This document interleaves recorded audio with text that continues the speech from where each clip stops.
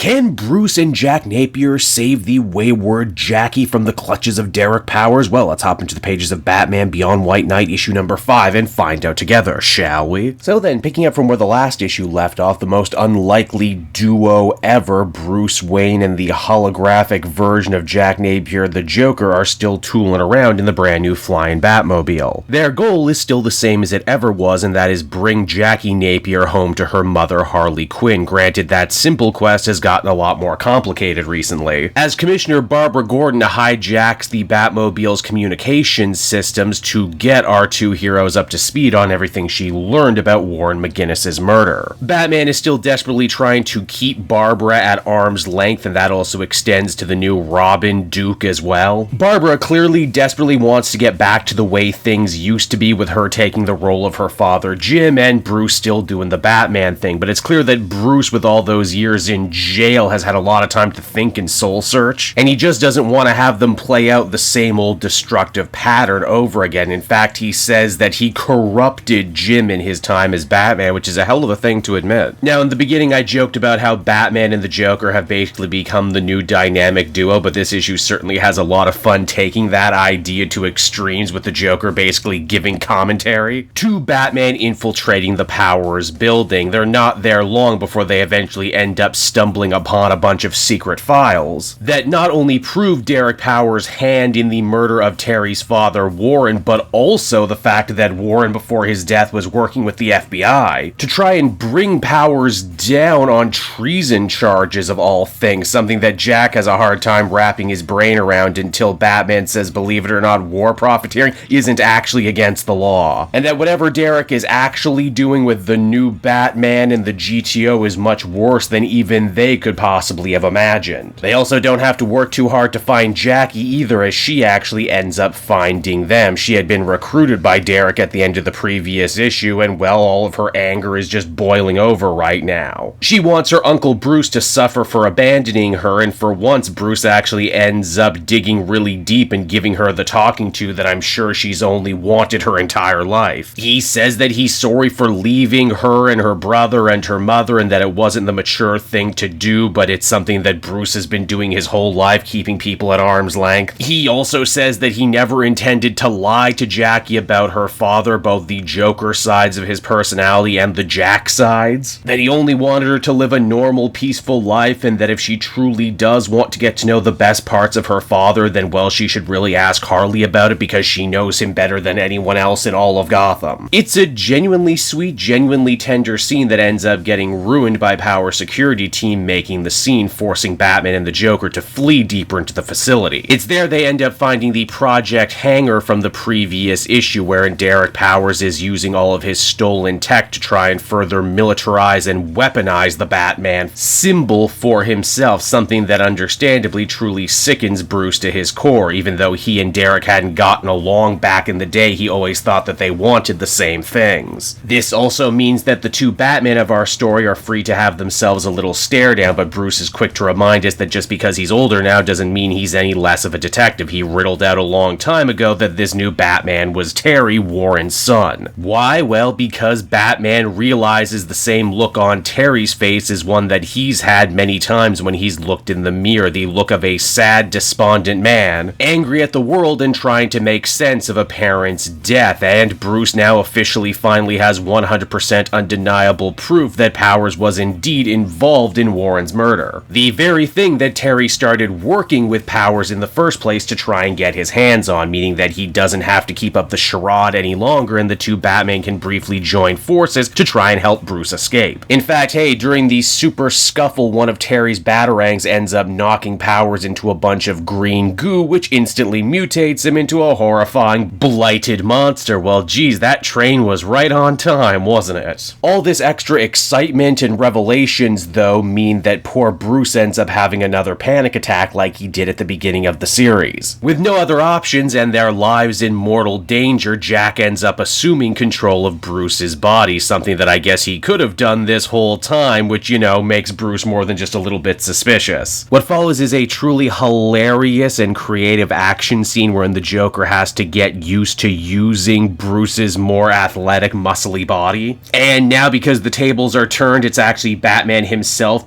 providing commentary. It sounds like something out of one of those Sherlock movies, where he stops to tell Jack where and how hard to hit a goon. It's really fun. And because we're hitting all these truly great fan-favorite Batman moments one after another, it's not just enough for Jack and Bruce to escape, they have to also steal a classic Batmobile. Meaning that they now officially have two, an analog one and the flying one from Batman Beyond, something that Jack can actually control remotely with his brain. Of course, the problem now is how are they going to end up uncoupling themselves from each other? They got a real Freaky Friday situation going on, and there's no way they're going to be able to take down powers in this form. Luckily, though, if it's psychological help they need, they both know the perfect woman for the job, Harley, and with Jack in the driver's seat now, he finally gets to say everything to her that he always wanted to. How Harley was the light of his life, his everything, and how he wished he could have done so much more with her with the time he had, but maybe that's just the sort of lives they live. The candle that burns twice as bright burns half as long, that old chestnut. Harley also reciprocates this love, saying that Jack saved her from the darkness. And the two end up sharing a very passionate kiss as this issue comes to a close. And so that was Batman Beyond White Knight issue number 5, everybody. Another really strong issue in a really strong series. This one is especially fun too, as we're starting to see all the different plot threads starting to get tied up. I really like this version of Bruce Wayne. He's older, he's had time to think and soul search, and he's desperately trying to make amends. You can tell the conversation he had with Jackie in this issue, he could easily have had with Dick or Jason or anyone else he hurt in his time under the cowl. He's been working on it. I also didn't think I would enjoy the relationship between Bruce and Hollow Jack as much as I do. I feel like lots of different stories out there have played with the idea of having Batman and the Joker become reluctant allies, but this one spins it in such a compelling sci-fi way, with Joker Jack actually living inside Bruce's head and actively trying to help him in ways he could never help himself. Hell, even Derek Powers himself ends up walking away with a bit of an upgrade in my mind. I've said it before, but it bears repeating. I always thought Derek was one of the least interesting members of Batman Beyond's rogues gallery, but only ever stuck around because, well, he was the first. Here, though, he's got this whole twisted father figure thing going on with Terry, as well as an interesting former business partner spurned thing with Bruce. It really works for him. Overall, I think I feel comfortable giving this issue another very positive 8 out of 10, and I can't wait to see how the whole thing ends up shaking out.